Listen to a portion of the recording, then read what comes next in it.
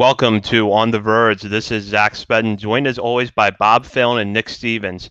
And it is the day before opening day here on March 31st. Tomorrow, the Orioles will open the season at Fenway Park against the Boston Red Sox, with opening day at home coming on April 8th. So, on today's show, we're going to talk about our predictions for the regular season. As you know, we love to make predictions on this show. And the predictions for this episode are going to be focused on the Major League season, but with a bend towards some of the younger players that we expect to see.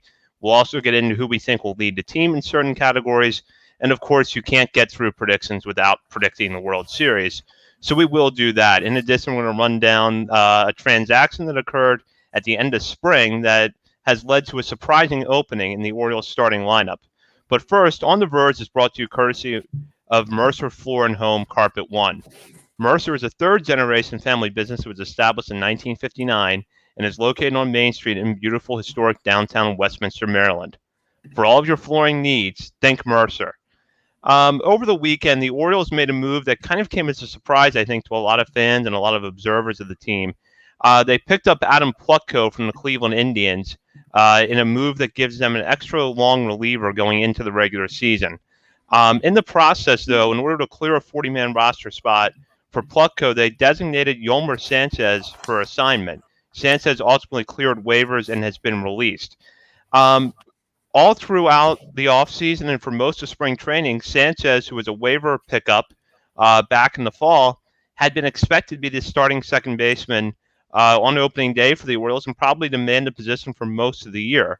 But now he's no longer in the organization, and even less than 24 hours from opening day, we're still not really sure how things are going to shake out at second base and just who the Orioles are going to go with. So I'll start with Nick. I guess really a twofold reaction here. First to the pickup of Adam Plutko and then to the loss of Yolmer Sanchez. I mean, with Plutko, he's an arm. Michael Elias said, I think it was after one of the last spring training games, that every pitcher, if you're on the 40-man roster, you're going to see time on the mound this year, plus some other arms. So that's exciting for us, guys that follow the minor leagues, getting to see guys, not just Zach Lothar, Alex Wells, Michael Baumann, but maybe some other guys. And I think it also means if you're like a fringe roster guy on another team and you have starting experience, like if you get DFA, don't worry. Like Michael Elias is probably going to swoop in and grab you up. But Plutko, just looking at some of his numbers that I pulled up, 217 big league innings, a 5.05 career ERA, and a 5.57 FIP. So not great. The strikeouts really aren't there. But if you look at his ZiPS, the Fangraphs projections have him at 110 innings, about 7 Ks per game, and a 5.39 ERA, and a 0.7 wins above replacement value. So I think if he sticks around long enough and puts up those kind of numbers, you really can't complain. I know right after the signing, I found this story on MLB.com. Mandy Ball, who covers Cleveland over there, Mandy noted that Plutko actually ditched his slider, even though if you look him up on Baseball Savant, it still has it as a slider, even though he said it was a cutter for the last year or so. But he learned to bring the slider back from Shane Bieber and talked with him. I can't think of anybody else better in the American League, really, to talk about bringing a new pitch back. But maybe it's something, it's a step. But for right now, he had a really good spring, 11 strikeouts in 9 innings, only walked 2. Take those for what you will, but he's an arm. We'll see how long he lasts. With Sanchez, it was definitely shocking. But after a weekend of like the Rio Ruiz, Valleca, and Sanchez debates on Twitter and stuff, like I just don't care anymore. Like hopefully we get a serviceable option from Jahmai Jones, Rylan Bannon, maybe Richie Martin even at some point. But I guess my guess is just that the Orioles didn't like what they saw out of Sanchez defensively. And so they felt like if you can put somebody else there who has about the same defensive value but better offense, why not go with that? So I don't know. We'll see in a few weeks who takes over full-time duties, but oh well. Yeah, I'll start with the Yolmer Sanchez part of it too. It's just I don't understand the vitriol that the Orioles were getting for letting him go.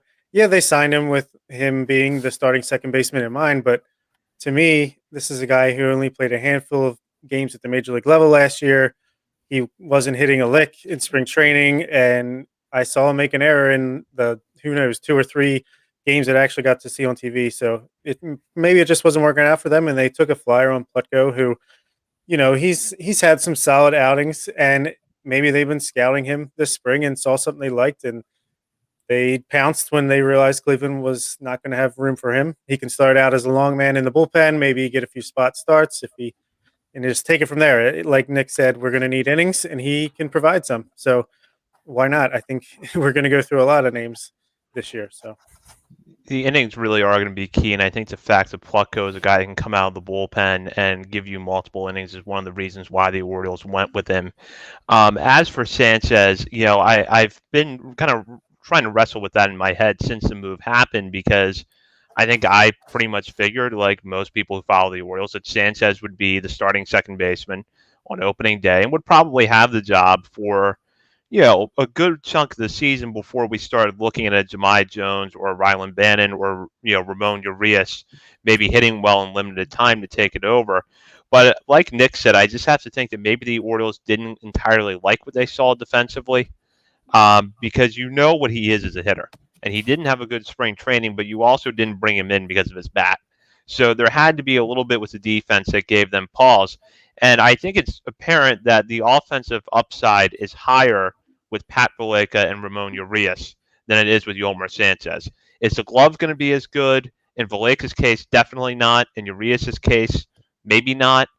But then this also does give them a little bit more flexibility, probably, in terms of how they handle Rio Ruiz. If they want to give Ruiz more of a shot while keeping Maikel Franco in the lineup, this is your opportunity. Slide Ruiz over to second base, see what the move does for him.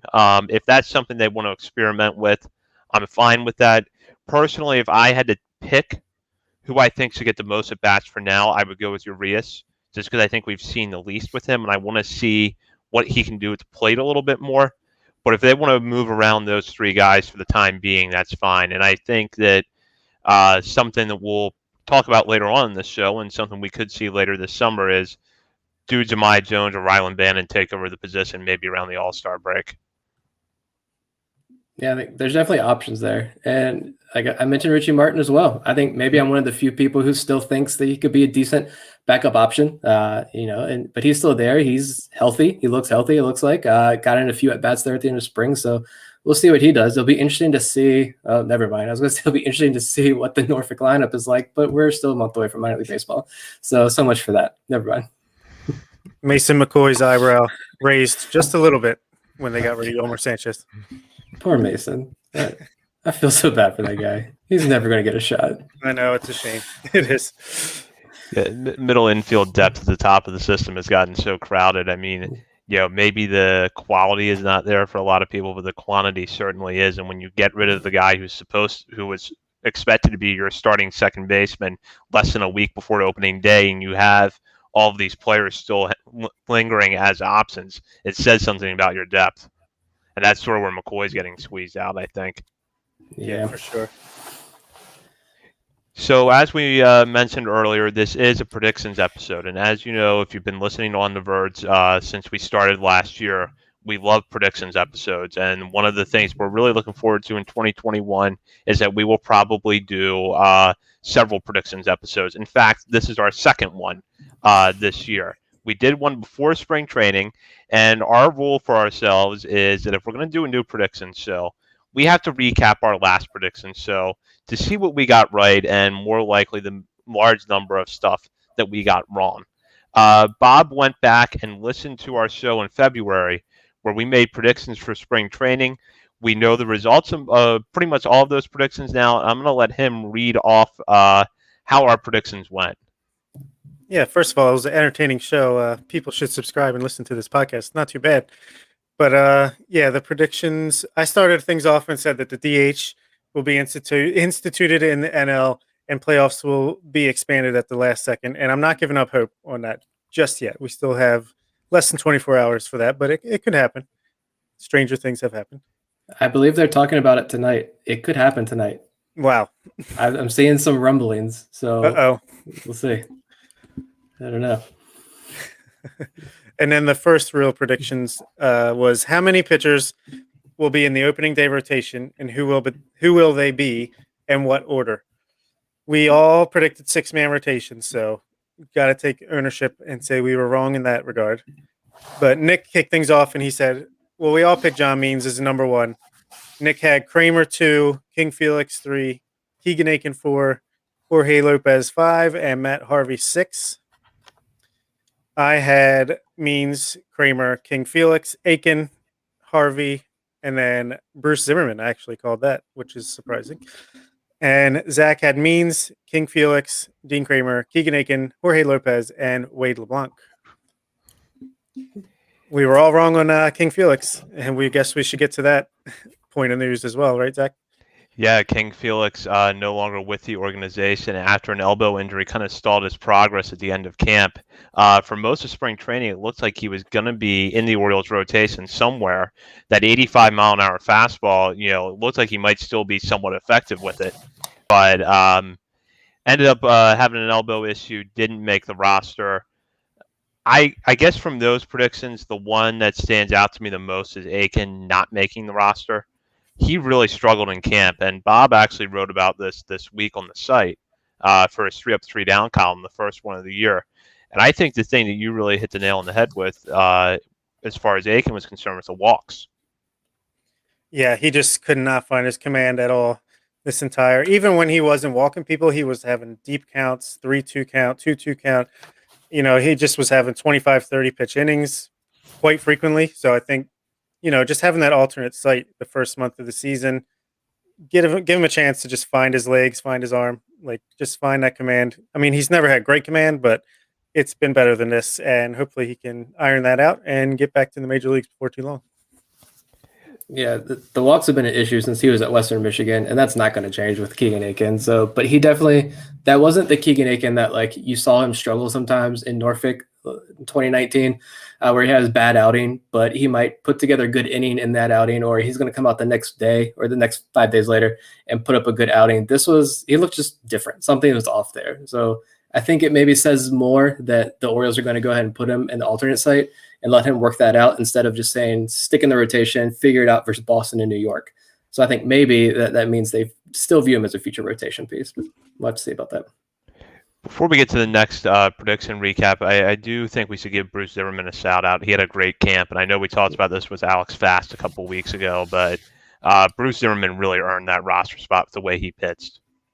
Yeah, he kind of laid an egg at the last, start of the spring training. But I mean, I think those guys were ready to head on north, and he was probably kind of had a letdown just from getting the news that he'd be the third starter. So I'm not going to take too much from it. But yeah, he did great in camp and really earned his spot. I've got some high praise for him later on the show. Don't worry.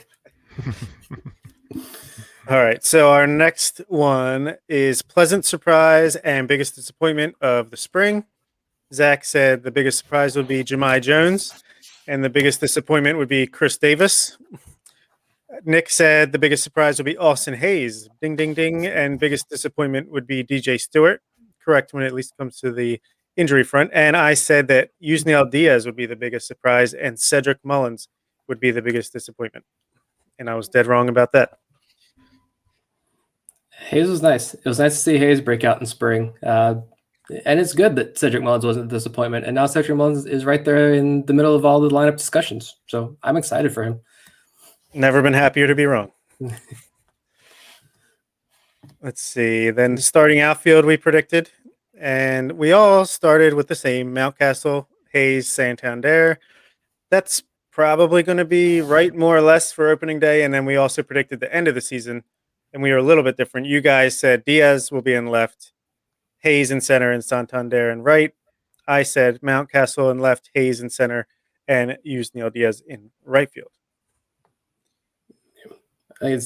We'll see. Yeah, they didn't work Mountcastle at first base at all later in the spring training, so I think that is going to be the outfielder. Maybe Santander DH's opening day. I guess with that oblique, I don't know, but I think that outfield's pretty set. All right. Next, we had how many bench spots will there be, and who will fill them? Zach had. We all had Francisco. That was pretty obvious. So we all had.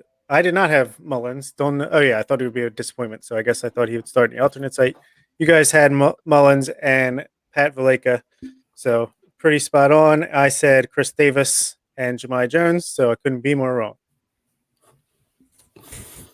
Yeah, I think the only reason I didn't have Chris Davis was because I thought he might be the DH on opening day. Yeah. I think it was the only reason I didn't have Davis on there.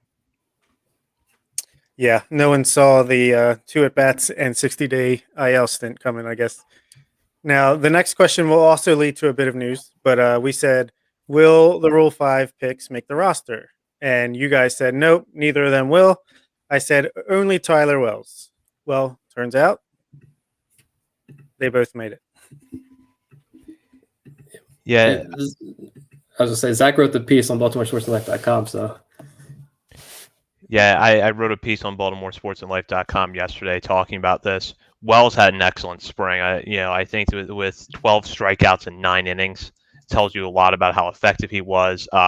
Struck out John Carlos Stanton on a 95-mile-an-hour fastball last weekend, so the velocity was there, the strikeouts were there. So Roller was a little bit more of a surprise because at first glance his numbers weren't that impressive, but he had one brutal outing against Toronto early in March, and then after that was pretty effective. So I think the Orioles, in watching those two guys, saw two pitchers who got better as camp progressed and who handled an increasing workload as we saw spring training wind down and head into the regular season. Whether they're both going to stick on the major league roster all year, I don't know, but I think they've set themselves up nicely to be part of the solution in the bullpen as guys that can get multiple innings each outing. yeah, I was still shocked by Sorolla just because you look on Baseball Reference and his opponent quality was high A, was the level of competition he faced in spring training, and the strikeouts weren't there. He only had like 2 or 3 strikeouts, and that to me is a red flag. I'm worried about that, but I mean, I guess for right now, to put him on, see what he does in these first week or so of the season. With Sharon Armstrong on paternity leave, so he's not on the roster right now. There's space on the roster right now for him just to give him a few outings and see what happens, but that was definitely shocking, I think. Yeah, who was the guy that also was a Rule 5 pick when Richie Martin got taken? It was the guy from the Dodgers. Drew Jackson, I Drew believe. Jackson. I think Max Roller is going to be the Drew Jackson of 2021, and Yeah. Tyler Wells will be the Richie Martin. But especially that last outing, I thought Tyler Wells was just magical on the mound. I mean, he looked great. All right, so I guess we'll go on to the next one.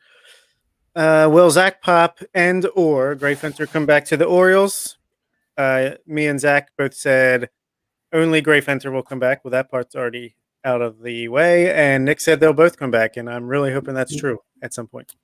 It's a long season. True. Longer than last year. Let's see. Any notable transactions before opening day? And there certainly turned out to be between Adam Plutko, Michael Franco, and that's pretty much it. Nick said maybe a minor league signing for a pitcher. Zach said maybe a minor league signing for a pitcher, but basically no. And I said a minor pitching signing if one or both of the Rule 5 guys are returned to their teams respectfully. We didn't see the stuff coming. There's still a few hours before we take on Boston, and Odor will be out there shortly. So TBD. Will Adley Rutschman start in AAA? We could probably still predict that question, but we all said no. I think we all assumed he'll start at AA and then work his way up from there. Not too much to say. Will we get a Dustin Knight backflip, a Mickey Janis knuckleball, or a Ryan Ripken at bat in 2021?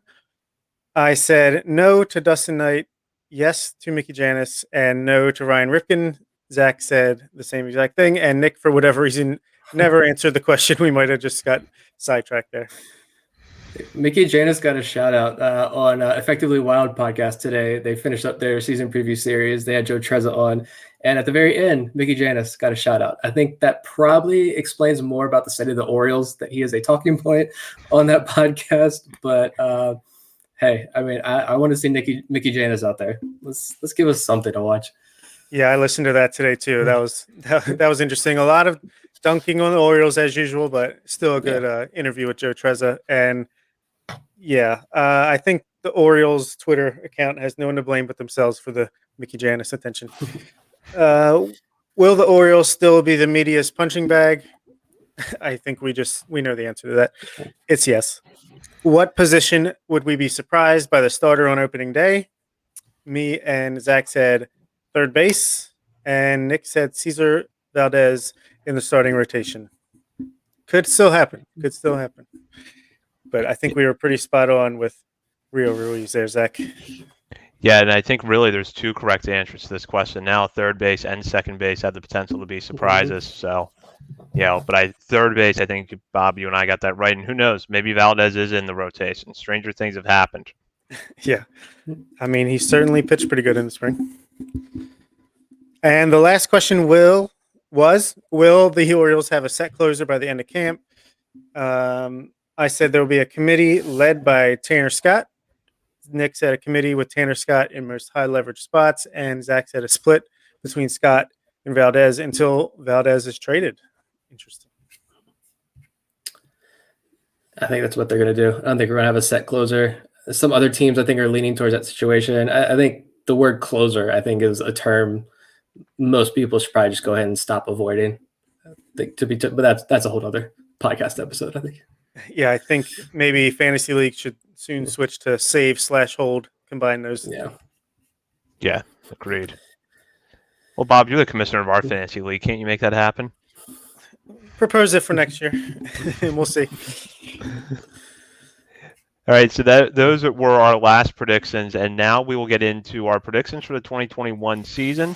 And I'm going to start with a question that we also predicted last year, which is, will any Orioles, note the emphasis on the plural, will any Orioles finish in the top 3 of Rookie of the Year voting? And if so, who will they be? I'm going to start with Bob on this one.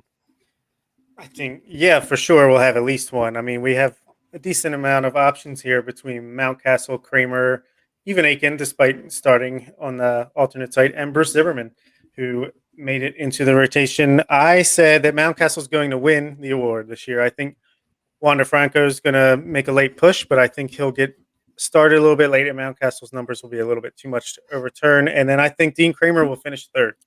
So I think we'll have 2 Orioles in the top 3. That would be awesome. I'm taking my orange-colored glasses off when I say this, and when I also say that Ryan Mountcastle is my winner for Rookie of the Year, I think. If Jared Kelenic comes up, as Bob holds up the Mountcastle jersey, if Jared Kelenic comes up soon, I think he's going to be a favorite. He's really exciting to watch.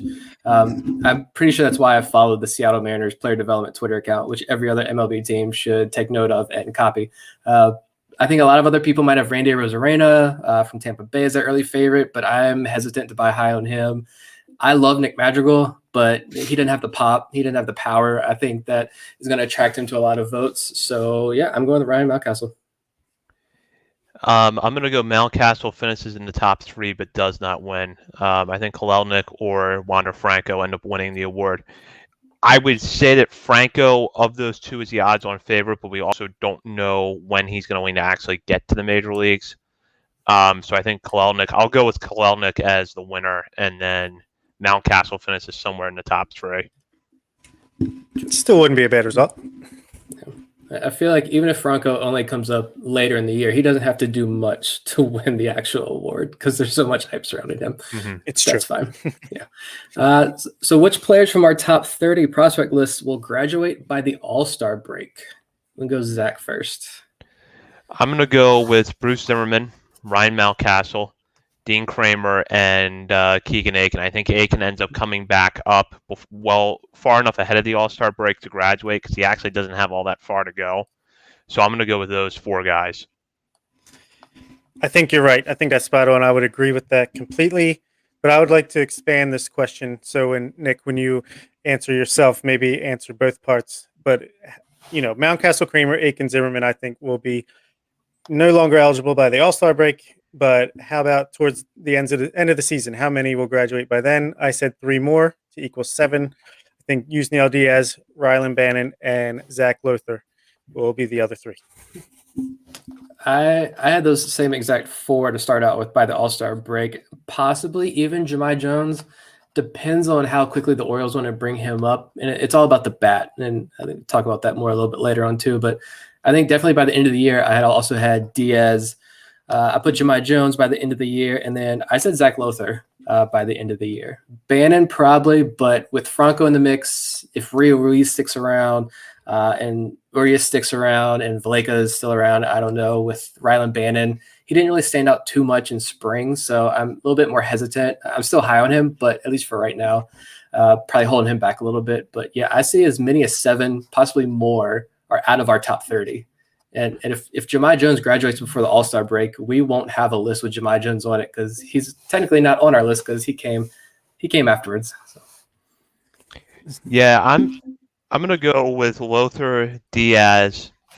Jahmai Jones, as Nick said, is technically not on the list, but I do think he will graduate this year. And I'm going to throw a bold one in here. And I'm going to say Tyler Nevin graduates. I think somewhere in there's going to be an opening for first, kind of that corner type utility player, which Nevin is. And I think that there's going to be an opportunity for him to come up and get at bats faster than people think. And I think the fact that he's always been a guy that's had a pretty disciplined plate approach will get him to the major leagues a little bit faster. So Tyler Nevin's kind of the bold one I'm going to go with there. But then otherwise, I would say Jones, Lothar, Diaz, maybe Bannon. I would love to see Michael Baumann before the year is over, and I think that's a possibility, but it won't be enough innings to graduate. Yeah, that was my thought line with him too. And same with Wells and Kevin Smith and all those other guys. I just don't think there'll be enough innings to go around to at least, get rid of them all from prospect eligibility. So the next question is, will the Orioles be sellers at the trade deadline? I think that's an easy one, but we're also going to say, if so, who will be traded and maybe for what? Let's go with Zach first. All right, so as far as who's going to get traded, I think it will be Paul Fry and what will basically be a Miguel Castro type move where he's pitching about as well as he can and you try to get the most for him. Pedro Severino will be traded, which will not lead to an Adley Rutschman promotion. I'm just going to end that speculation right now. It will lead to Brett Cumberland being in the major leagues for the rest of the year. So I'm going to go Paul Fry. I had a couple of other names jotted down here, but Paul Fry, Pedro Severino, Freddie Galvis will get traded. And I think that one of the third basemen, either Ruiz or Franco, more likely Franco, gets dealt, and I think Cesar Valdez gets dealt because I said that back in spring training, so I'm going to stick with it. And I meant to go into more specifics. Do you think Santander, Mancini, or Scott will be traded? No. Okay. Nick? Interesting. They're going to be sellers, except this year there's going to be a lot of young talent to take these guys' spots, so that will be fun to watch at least.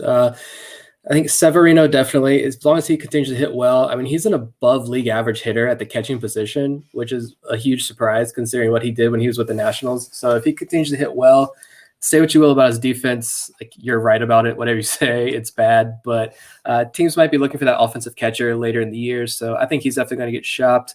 I like the Paul Fry. I had Shawn Armstrong down. I think teams are always looking to add more relievers, and of course, they want that high leverage reliever, but there are also a lot of these tinier deals, the Shawn Armstrong type deals, where he's making less than $1 million bucks, and he's pitched really well with the Orioles since he joined the organization. So I think some team he won't be their primary bullpen option that they look to trade for, but they'll definitely try to add him, and he can go multiple innings if you need him to. My bold prediction earlier was Tanner Scott gets dealt. I think that was when we had Connor Newcomb on with us. That I mentioned that. I think if the right package comes along, you got to do it. 10 out of 10 times, I'm taking that deal. These relievers can blow up at any second. But you definitely sell very, very high on Tanner Scott for sure. So the right package has to come along. Maybe Pat Valaika. I think a lot of these Pat Valaika, Armstrong type deals can get made where the Orioles acquire more bonus pool money. We're not the ones trading away bonus pool money. We're the ones accumulating it now. So we can stockpile that new facility with high-end talent. And I think, honestly, maybe DJ Stewart, if he's healthy and plays well, I'd trade him.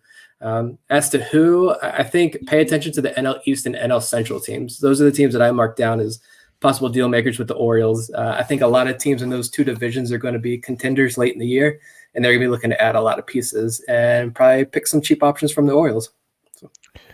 And I'll go ahead and just throw this in. I think the team that acquires Severino will be one that we're not expecting right now because I think catcher often is a position of need after someone gets hurt. And I'm not going to make a prediction about who's going to get hurt on another team. That's just wrong. But I'm just going to say that I think that the team that acquires Severino would not be one that we would have expected coming out of spring training. It'll be prompted by a sudden need. That makes sense. Yeah. Okay, I had two specifics and then a couple just where I'm not going to get too granular here, but I think Anthony Santander will be traded. I think in May or June, he'll be traded to the White Sox once they realize that Andrew Vaughn is not the answer in left field. And we will get Jared Kelly plus 2 others in return for him. Would that be acceptable for you guys? I guess it depends on how well Santander plays at the beginning of the year. I think if he comes out hot, then sure. I mean, I think you can get a pretty big return for him. Yeah, I would say the same. One of the reasons I didn't think he was going to get moved is because right now he is battling a little bit of an injury, and we've yet to see him really put it together over the course of a full season.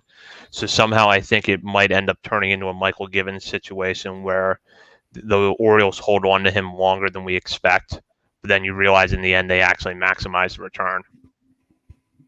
All right. Well, I also think, I mean, my heart says no, but my head is saying Mancini will be traded. Nick, you're going to like this, to the Los Angeles Angels for Reed Detmers plus an international prospect. Come on, Reed. I think Tanner Scott, it'll be enticing. The offers will be enticing to move him, but no, I ultimately think they'll keep him at least for another year. And I think Matt Harvey will be traded at one point. Michael Franco will be traded, and maybe 1 or 2 of the Paul Fry, Cesar Valdez, Sean Armstrong group.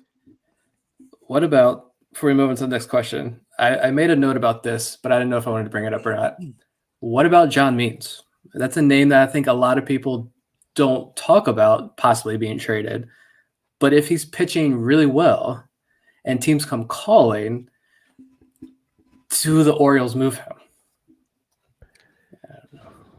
I wrote down a hot take myself that involved John Means. I said he will be the first extension by Mike Elias. Okay. I think they could extend him for like a 6-year deal for, I don't know the specifics, but just say like, I don't know, a reasonable amount of money for the Orioles, but also a reasonable deal for Means. Win-win. I think he proves himself this year that he is at least a mid-rotation starter on a contending team. So that's my answer. I like that.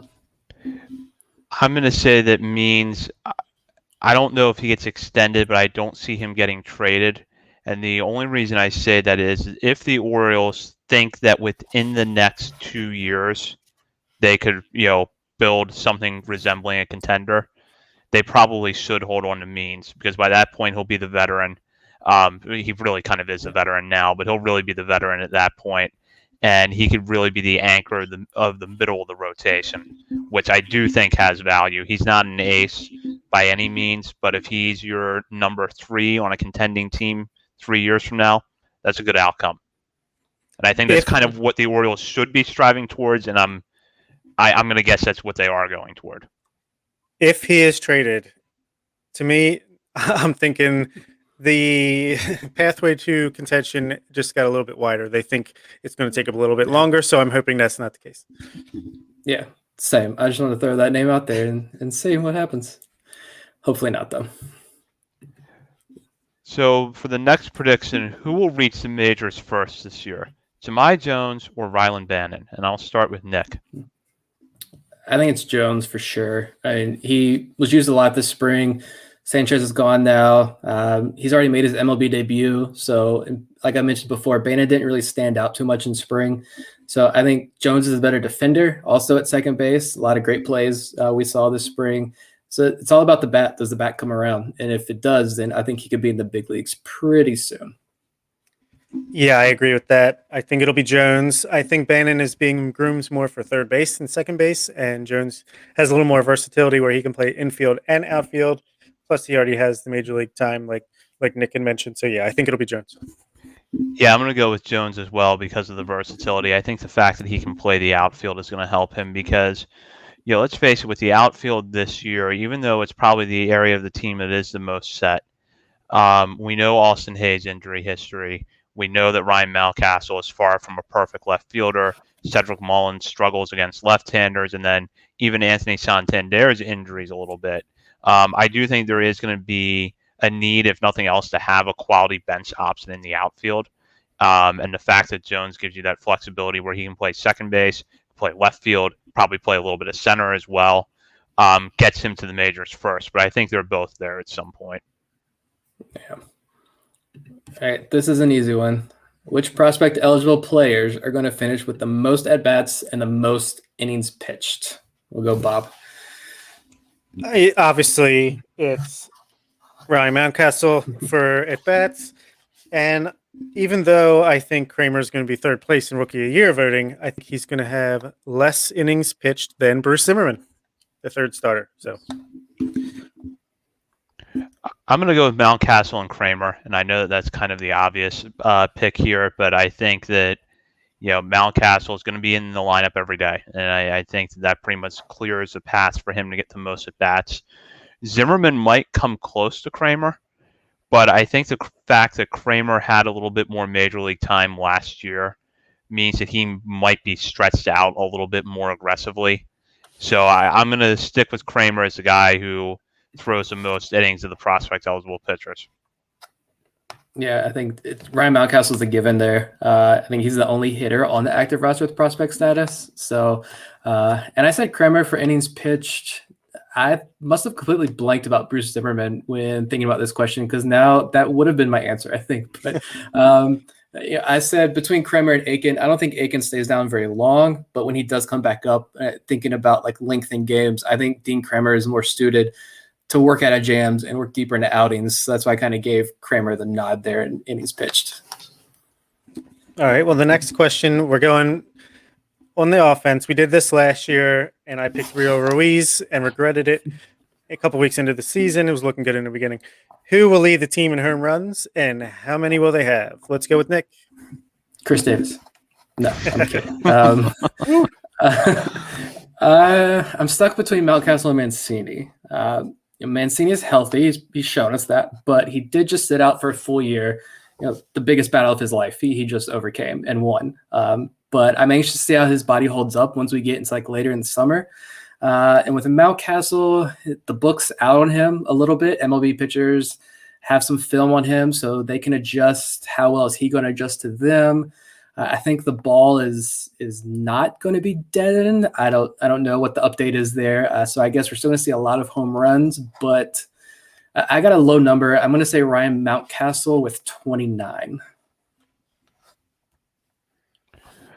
I'm going to go Mountcastle, but I'm going to go with 32.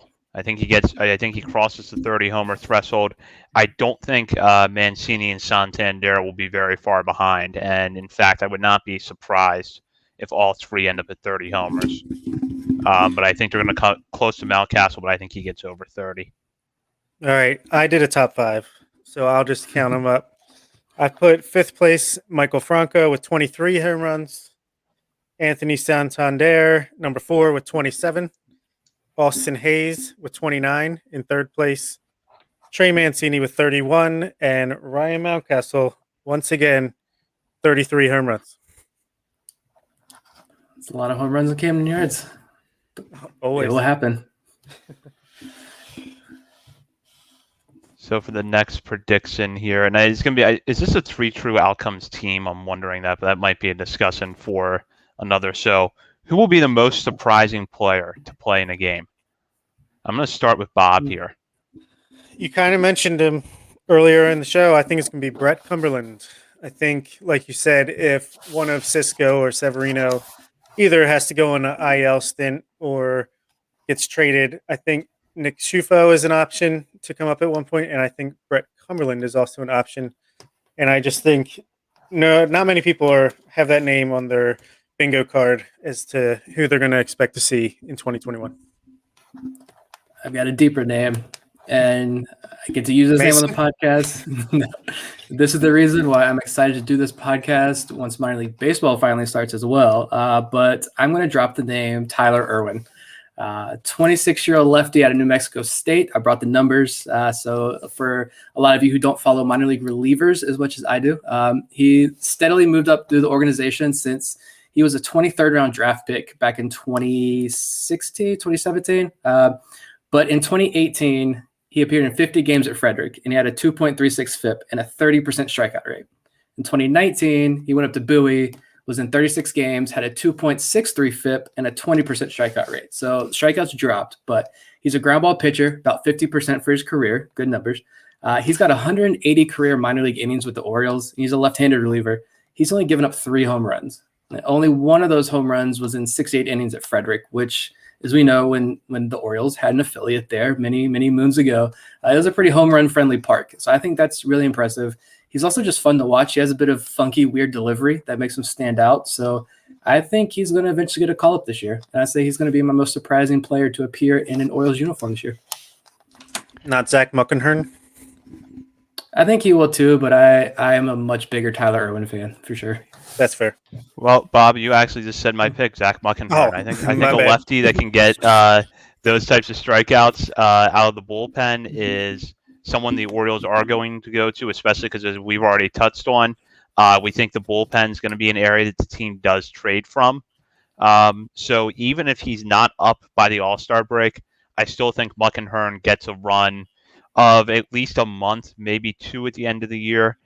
And I'm not going to full on commit to it, but I also would not be shocked if somehow Kevin Smith worked his way onto the roster in September for an outing or 2. But I'm going to go with Muckenhorn as my prediction here. Nice. Alrighty. So talking about prospect pitching, what is going to be the biggest Orioles prospect storyline of this season? We can go Bob first. I think it's going to be Yusniel Diaz. I think he's going to earn his way up. He's going to put in some good work at the alternate site. He's going to start off May monster month at AAA Norfolk, earn his way up. I think by the end of June, everyone's going to be fine with the idea of trading Anthony Santander, and Eric Longenhagen is going to be begging for our forgiveness. Alex Fast is going to add him to his fantasy team. So this jersey purchase will pay off. So for prospect storyline, can we say prospect storyline other than speculation about whether or not Adley Russman's going to come up to the major leagues this year? Because I'm sure that is going to be a storyline. But I think the storyline will be the effectiveness of the rotations at Norfolk and Bowie. I think Norfolk is going to have a pretty promising staff. If Alexander Wells is healthy, I expect him to pitch well there. Zach Lothar, I think, is going to have a really big year. Michael Ballman, again, as long as he's healthy, he's going to be good to go. And then if you have Grayson Rodriguez and DL Hall at Bowie at some point this year, which is the expectation, that you're going to have them both in the rotation, if not for all of the 2021 season, then for at least part of it. Bowie and Norfolk are going to have good rotations. So I think it's going to be the effectiveness of the starters at the higher levels of the minors. Good answer. Yeah, of course it's Adley, but yeah, we are not that kind of podcast. We dig deep, the real stories here. I'm going pitching too. It's the biggest storyline. I think shout out to Chris Stoner at BaltimoreSportsLife.com. He called him the group of 7 on the board the other day. There's real hype surrounding Grayson Rodriguez, and Jim Callis has called him underrated, the most underrated pitching prospect, and he's ranked 27th on their list. So I think that speaks volumes about what the industry thinks about Grayson Rodriguez. You also have DL Hall sitting right there, but the range of outcomes when it comes to DL Hall are much more wide. So we'll have to see what goes on this year. It's a big year for him. But this group of 7, the Keegan Aiken, Dean Kramer, Michael Baumann, Alexander Wells, Kevin Smith, Zach Lothar, and Bruce Zimmerman, I think I want to see at least one of those guys step up and say, this rotation spot is mine, and I'm not giving it up. And I want to see at least one more of those guys step up and say, I'm a big leaguer. Like, I can hold my own, whether it's in the rotation or bullpen. Maybe we can figure that out next year. But for right now, I'm a major league pitcher. Just because I think same mean sticks around. Hopefully you combine that with a Grayson Rodriguez, and then you combine that with one of those group of 7 guys. You've got 3 guys right there. You're bringing a frontline free agent in 2 years, another year. So that's your 4 out of 5, and your starting rotation is set. And I think that's a really, really good rotation. And now you need one more starter out of this massive pool of pitchers that the Orioles have now. Plus, Jack Leiter when he falls to 5, because we start spreading the Jack Leiter isn't that good rumors if we can get that going immediately, because he's unhittable, literally. But yeah, I think it's that group of 7 guys. I want to say it's the first big wave of pitching prospects, and especially for Orioles fans when it comes to pitching prospects, I want to see someone really step up and take control this year. Yeah, so the next time Jack Leiter gives up a hit, so maybe late April, we can start saying he's not that good. Just keep spreading that highlight around. Yeah. Do we think Chris Davis is going to survive the season on the Orioles roster, on their payroll? Zach? On their payroll, yes, because I think he's on the payroll to like 2075 or Okay. something like that. Yeah, I don't remember how long that contract is deferred out. Let me But say it's deferred out there pretty far. I'm going to say that no, he does not. on the roster. Is he He's not going to actually survive the season on physically? the roster. Yeah, because he either will not be on the roster because they've moved on, or he will not be on the roster because he's on the 60-day injured list. And I think I also got to stay a little bit consistent here with my prediction earlier about Tyler Nevin. If you're giving it back to Chris Davis, there's really not a path forward for Tyler Nevin. But I think that Davis not being around is one of the things that's going to open the door for Nevin to get some playing time this summer. Yeah, I'm gonna say no as well. Look, we are reaching the, fingers crossed, knock on wood, end of this last year-long plus pandemic. Opening day is just hours away from when we're recording this, so I'm feeling great, and I don't want to worry about Chris Davis anymore. So no. You and me both. But I think he will survive the season, but I don't think he will ever come off the 60-day IL, and then he will be finally, mercifully released in the offseason. So on that note, does Rio Ruiz survive the season? I'll start with Nick on this one. Same answer. No. No. Not with Jemai Jones and Rylan Bannon there.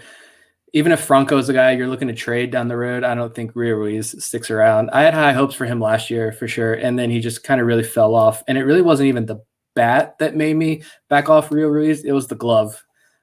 Just a lot of basic miscues, I think. And I hate saying that because I can't make those plays. I can't make the most routine play on a Major League Baseball field, but Rio Ruiz should be able to make those plays. A lot of those plays he did not make last year at third base. So I'm going to say no. I agree. I love the hair last year. I love that walk-off home run he hit against Houston that one time. But unfortunately, I don't even think he makes it to June. I don't even think he makes 2 full months on the Orioles. So, no. Make that a sweep here. I'm going to say no as well. Even though I think that, the opening at second base might give him some new hope, I just still think that between his streakiness at the plate, some of the questions about his defense, and the improving depth at the top of the system, I just don't see how he makes it on the roster the full year. So I'm going to say no. Nice. So let's pick the mood up and say, who is the 2021 Orioles MVO, most valuable Oriole? We'll go Bob. Well, Austin Hayes, baby. Yes. He's going to pick up the slack from, keep it going from spring training all the way into the season. He's going to stay healthy. He might miss a couple days. They're going to give him days off this year, but he plays 150 games. And he, like I said, he has 29 home runs. He plays great defense in center and right and all over the outfield. And I think he's going to hit for average, for power. He's kind of an underrated 5-tool guy. So, yeah, I think Austin Hayes is going to break out in a big way this year. When we thought last year might be the year, it's going to come a year later. I absolutely love that pick, and I'm tempted to steal it, but I'm going to stick with my original prediction and go with Trey Mancini. I said earlier that I think that Mountcastle will hit more home runs, but I think Mancini is going to have a more complete year at the plate than Mountcastle will. In other words, get on base more, hit for a higher average. He's going to play good first base. I think he's really going to settle in now that he doesn't have to bounce back and forth between first base and the corner outfield spots. And, above all else, I think we're just happy to see him healthy and back on the field. But I think he's going to come back in good form, and it's going to be a great story. So Trey Mancini for most valuable Oriole. I also said Austin Hayes. I mean, I'm going to keep the hype train going. His defense, I think, is what makes him stand out just a little bit more. He showed us that this spring he can play all 3 outfield spots. He showed off the cannon in right field when he had like 2 putouts in that one game. He 3 was my stolen pick. bases. Yeah, I mean, as long as wear the oven mitt, please, because I don't want another one of those injuries. He was my pick as the spring standout, so I'm going to keep this going. I was also on another podcast a few weeks ago. Shout out to Christian Rao. He's at the High Heat podcast, and he just finished up 30 team previews in 30 days. And I jumped on to do the Orioles team preview, and he asked for a bold prediction from me, and I said Austin Hayes was the all-star rep this year for the Orioles. Although I think if Mancini is having even just a solid, decent year, of course, Major League Baseball, the Orioles, baseball fans across the country are going to vote him in, rightfully so. But I think Austin Hayes also has a shot to be the all-star rep this year. So I'm going to keep the hype train going and keep those good vibes, pushing them out towards Austin Hayes. Hot take: the Orioles will have 3 All-Star Game representatives. Ooh. Let's go ahead and add that in as a prediction category right now. I mean, I don't. Let's go ahead and add it in because I want to hear your 3. I will say Trey Mancini. I will agree, Austin Hayes. I actually think Ryan Mountcastle is going to miss out, and I think we're going to have a pitcher. I'm between John Means and Tanner Scott. I'll say Tanner Scott. I think he's touching 100 miles an hour. I think he's just going to have a dominant first half and sneak on there. Yeah, I think either Hayes or Mancini for sure, and then probably a reliever. If a reliever really steps up this year for the Orioles, I think he gets thrown in on the roster. How awesome would Cesar Valdez at the All-Star game be? I'm for it. Let's do it. Let's start that hype train. And Jack Leiter is a very good hype train right now on this show. I want to watch Deadfish in the All-Star game. Yeah. I'm going to go with Scott, Mancini, and Mountcastle. I think that Hayes is going to be the big snub, but outfield is tough to make, and I think that the home run total is somehow going to give Mountcastle an edge. So I'm going to go Mountcastle, Mancini, Scott. Why not all 4? Yeah, be great. All right, so we did. Oh, go ahead, Nick. I was going to say, is Mike Trout really that good? Like, is he a lock for All-Star game? Yeah. His defense is finally slipping. We talked about MVP. Now let's talk about the next one. Orioles Cy Young. Anything interesting here? Let's go with Nick first. Yeah, I mean, so John Means, I think, is the obvious answer. So I'm going to avoid John Means for my answer, and I'm going to say the dark horse is Bruce Zimmerman. This is my high praise for him that I referenced at the beginning of the show. Maybe I'm buying too much into the spring hype, but he pitched really, really well, and he's a local kid, and I think he deserves this opportunity. Whether he sticks in the bullpen or stays in the rotation, I don't know right now, but we'll see how the season plays out. I think you can kind of throw away a set rotation for the Orioles this year out the window. It's going to be just piecemeal week by week, but other than maybe John Means for sure every 5 days. But yeah, I think however this shakes out, however Brandon Hyde uses his pitchers, I think Bruce Zimmerman is kind of the wild card that Brandon Hyde knows that he can use Zimmerman in multiple different scenarios.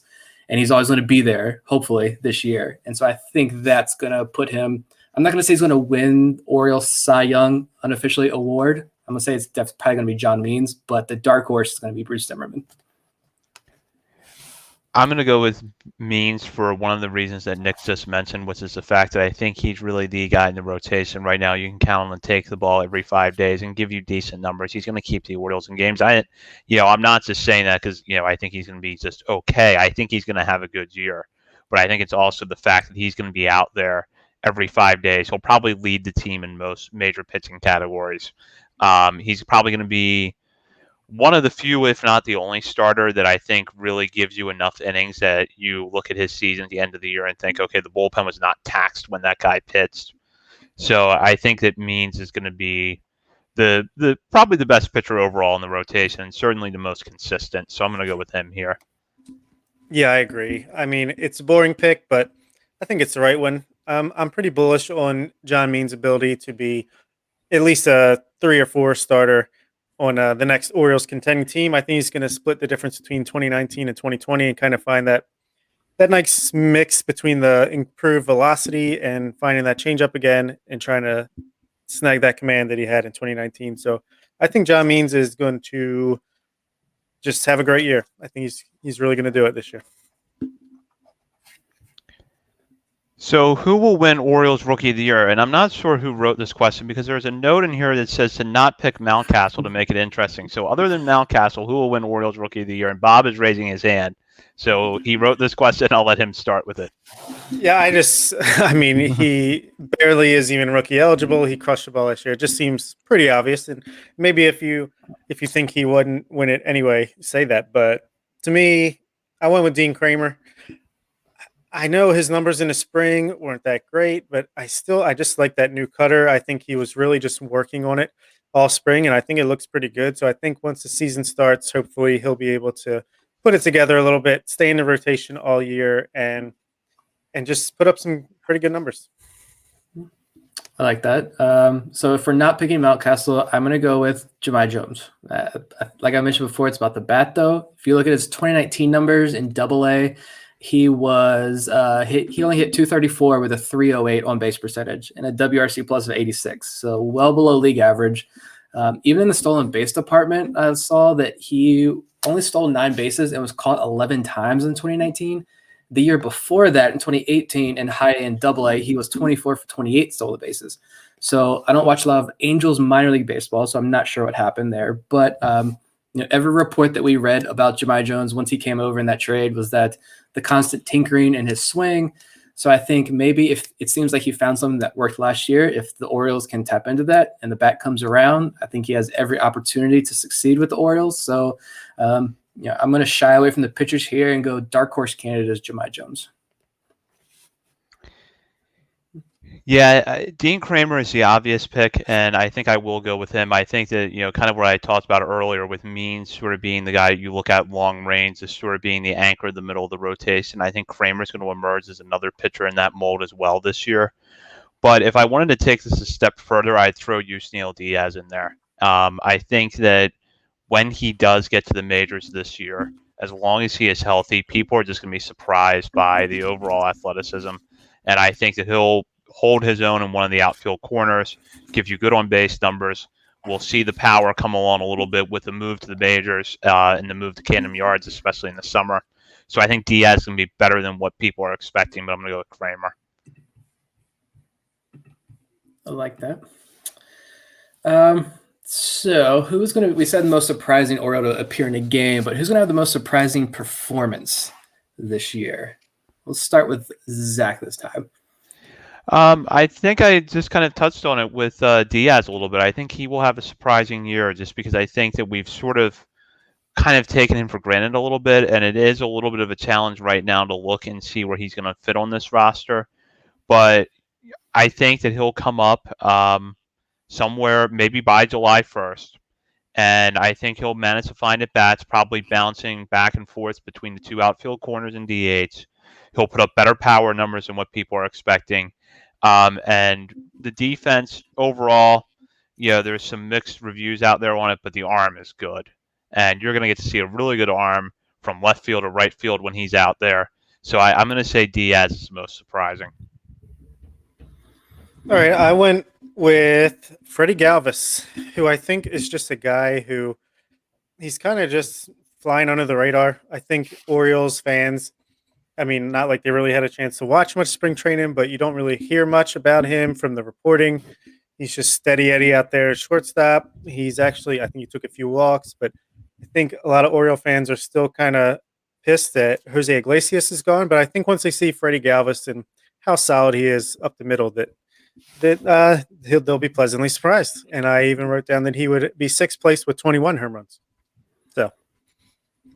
Yeah, and I think it'll be fun because him and Michael Franco are friends, and they've been friends for a very long time. I think they had Galvis on one of the spring broadcasts and mentioned like they've known each other since they came to the States. So that'll be fun to watch Freddie Galvis. I'm excited to watch him. I'm not gonna lie, but I'm gonna go with a name here that you can like take my mic away and just tweet at me that I should just stop podcasting. I'm going to say Jorge Lopez for this. So, and I'm going to use spring training stats to justify this. So take this with a grain of salt. It's fine. It's spring training. Everybody's 0-0 right now, and I feel great. But I think looking at some of the numbers, though, Jorge Lopez did have, going back to Baseball Reference, an 8.2 opponent quality in spring training, which is AAA basically, but he faced the toughest competition. He faced tougher competition than John Means, Dean Kramer, Aiken, all those guys, and he pitched really well. So I think he struck out 17 guys across 19 innings at a 2.75 ERA. And against Tampa Bay and New York, he had 8 scoreless innings where he struck out 8 against 2 division rivals. And I know it's spring training; they're all spring training numbers, but something's going on around the league this year that spring training performances really did matter with a lot of these rookies making ball clubs. And I've seen that comment made a few other places over the last couple of days. Spring training really did seem to matter this year. And so I now fully expect Jorge Lopez to give up 11 runs in 2 innings in his first start. But for now, I have a semi-hype train for Jorge Lopez. This is definitely the Cody Carroll of 2021. Yep. That's no, I would love to see it. I would love to see it. All right, so I think the counterpoint to most surprising would be most disappointing. Who is going to not be so good and disappoint? I don't know how many different ways you can say disappoint, but Zach. Um, I don't think what we saw with the bat last year from Pat Valleca is going to carry over, and I know that that's a relative term when you're talking about a bench player, but I get the sense that Valleca is going to get squeezed out as the year goes on, just because of the number of players at the higher levels of the minors. I just don't think the offensive production we saw in the shortened season last year is going to carry itself over, and he doesn't have the glove at any of the positions he plays to hang in there. So I'm going to go with Valleca. Yeah, I'm sticking with my preseason pick. I'm going to say DJ Stewart. I think he has to fight for at-bats. He's not going to be a regular in this lineup. There's really no path for him to be a regular in this lineup, barring, significant injuries, which hopefully there's none, obviously. But we've talked about it before. I think that he just needed to be in the lineup to have regular at-bats to prove himself, and he's not going to get that opportunity this year. So I think this may be happy trails for DJ Stewart. Yeah, I wouldn't be surprised about that. But I'm going to go with Pedro Severino, actually, as biggest disappointment. I know he had a great first half of 2020, but man, he really tailed off at the second half of that season in August, or was it September? And he didn't exactly light the world on fire in spring training. I don't know. And just the catchers in general, I think Cisco and Severino had a pretty good year last year, but I think something's going to happen where Severino is going to perform bad enough that we are not able to trade him. And I think we're going to be licking our chops for Adley Rutschman. So it's going to be good timing for 2022. And I guess I have the next category as well, and that's World Series picks. So talking Major League Baseball as a whole, we're taking over the warehouse territory now, talking about baseball in general. And let's go with Nick. All right, so I'm going to go with Tampa Bay and Atlanta, with Atlanta winning. I'm not too excited, honestly, about many American League teams. Minnesota, I definitely am, but I went with Minnesota last year as my pick. And we know that if they get matched up with the Yankees in the first round of the playoffs, that they're not going to advance. So I'm hesitant to pick Minnesota, but I want to say Atlanta over Tampa Bay. But my heart really wants Minnesota versus San Diego. And I want 7 games, each game like 5-6 hours long. That's what I really want. But I don't think it's going to happen. Twins are going to end their postseason struggles in a big way, and they will get to the World Series this year, but lose to your back-to-back World Series champion Los Angeles Dodgers. All right, well, I have the Dodgers winning the NL West, but I have the Padres coming out of the National League and beating the Yankees to win the World Series. Manny Machado gets his World Series ring, and that is a fun team to watch and a fun future. You love to see the Yankees lose, and you love to see a fun team like the Padres win. So from my lips to whoever you believe in's ears. So now we'll predict the order of the AL East, starting with Bob. Obviously, I think you got to go Yankees 1. I think the Tampa Bay Rays are being underrated. I mean, I know they traded Snell and a bunch of guys, but they just have a way of just making that factory of pitching, and they still have plenty of talent over there and one of the deepest farm systems you'll ever see.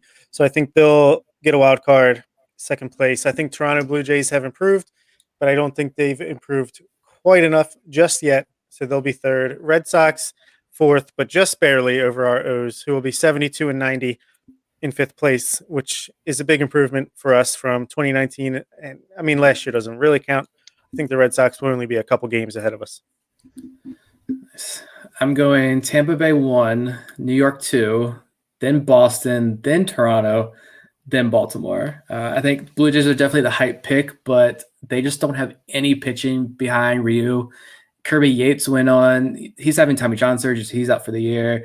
I saw George Springer and one of their pitchers, I think it was Robbie Ray. Robbie Ray or Ross Stripling. One of them is also starting the year in the IL.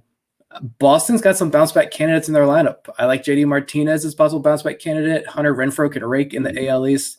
I watched him nearly hit the warehouse at Baltimore. That was the last time I was actually at Camden Yards when the Padres came to town. French Cordero is fun whenever he's healthy, but he's never been healthy, so we'll see what happens there. But I'm kind of a secret fan of Boston's rotation, but I think that the Orioles, because we are an Orioles podcast, I do think that the Orioles can potentially leapfrog the Blue Jays, is my kind of semi-bold prediction here, if the pitching for Baltimore and my guy Jorge Lopez clicks. We'll see. So almost extreme ends of the forecast here for the Blue Jays. I'm going to go the Yankees winning the division. The Blue Jays in second. The Rays make a late run in third, but fall short because they wait too long to promote Wander Franco. And then the Red Sox fourth and the Orioles fifth. Like Bob said, I don't think the gap between the Red Sox and the Orioles is going to be all that big. And then for Toronto, I've been high on him since I saw him play in person as a rookie in 2019. I think Bill Bissett's going to have a big year. And I think that he'll be an MVP consideration. And even as Nick said, Toronto's pitching. I don't think it's playoff caliber, but I think that lineup is going to hit, and Bissett's going to be the guy that really moves it along. So Toronto ends up getting a wild card spot and finishes second in the AL East. We'll see, and it all starts tomorrow. Oh my God, let's go. So let's end this here with a last little lightning round. I pulled all these are from Fangraphs projections. This is where all these numbers come from. I got 5 hitting stats and 5 pitching stats, and we're just going to say over or under each of these marks. So start with Trey Mancini at 25 home runs. Over or under? Over. I say over as well. 31. Yeah, I'm going over as well, just over. Anthony Santander is projected to lead the team with 29 home runs. Over under 29 for Santander. Let's keep the same order throughout.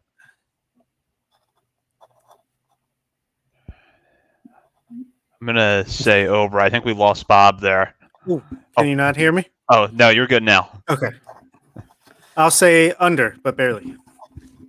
Yeah, I'm going to say under. You got to show me you can play a full season first. Ryan Mountcastle, 26 walks. Over or under? Go Zach. I'm going to go over here. I just don't know. Like, if we're talking about him as a Rookie of the Year candidate, I don't know how he could be in the mix for that if his walk total is lower than 26. Yeah. I think it's a good number, actually, just looking at his minor league stats. But I think he'll be over somewhere around 30. Yeah, I'm going over as well. I'm going to say 40 just because. Mark that. Austin Hayes, 121 games played. You can't be MVP without going over, so we're going over. Over. Yeah, I'm praying that it is over as well. Fangraphs has not a single Oriole player being worth 2 wins above replacement or higher. Anthony Santander is at 1.9. He's the highest. So over under 1 position player being worth more than 2 F4 this year. That's ridiculous. It's over. We're going to have at least 4. Yeah, it's over. Yeah, definitely over, especially if, I don't get that.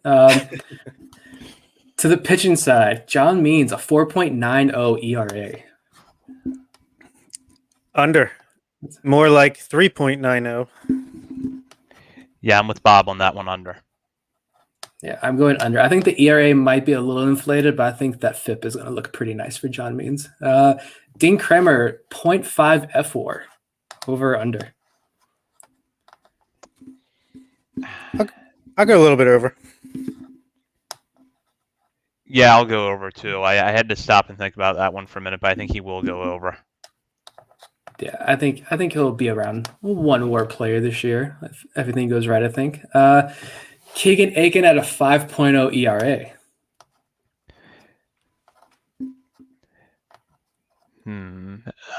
Under.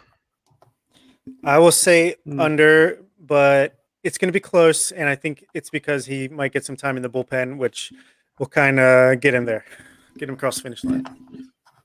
I'm going to say over. I see like 5.5. Hopefully not, though. Matt Harvey, 18 starts with the Orioles this year. Under. I'll say under 18 games started for the Orioles, but he'll be over 18 overall at the end of the season.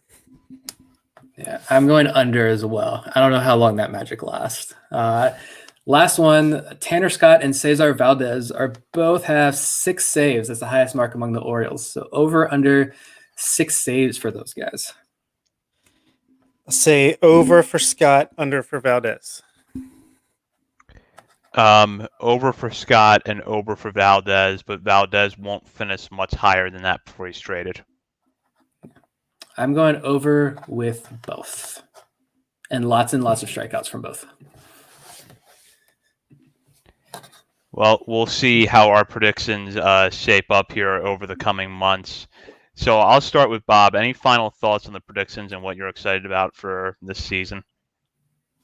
I'm just excited for baseball to start officially. It's going to be amazing to have the beginning of an entire full season. I just watched Godzilla vs. Kong today after work, and it's going to be like the Orioles are Kong, the Yankees are Godzilla. Let's go. We can take them. Yeah, this is definitely exciting. Like, it's real. It's really happening. I'm starting to get super excited for tomorrow. Luckily, normally I take the day off work, but since I'm working from home, I don't have to do that.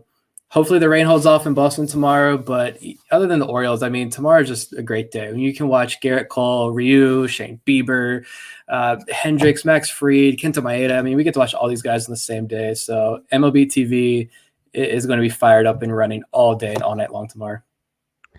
Yeah, I'm excited about getting this season started, and I think that although the Orioles, probably are looking in the last place finish, I think this is going to be a year where fans can sort of see the light at the end of the tunnel with the rebuild. I think we're going to see a lot of promising results from some of these younger players that are going to be part of the core, hopefully the next contending team here in Baltimore. Put up promising results. So will the standings look great? No, but I don't think that's going to tell the full story in 2021. So to follow along this season, please visit BaltimoreSportsAndLife.com. We will have you covered with a lot of Orioles talk from Bob, Nick, and myself, and the team of Orioles analysts that are there. Be sure to hop on the message board to discuss the Orioles, as well as the Ravens and the Terps and some other sports-related news. In addition, you can follow us on Twitter at BSL on the Verge, where we'll have coverage all season long in addition to our weekly podcast. And thank you to Birdland Tonight for letting us do the takeover for our live show. But don't forget, you can still listen to our show later as a podcast. So thank you for those who watched tonight, and we're going to really enjoy this season bringing you the news. So for Nick Stevens and Bob Phelan, this is Zach Spedden, and you've been listening to On the Verge. And don't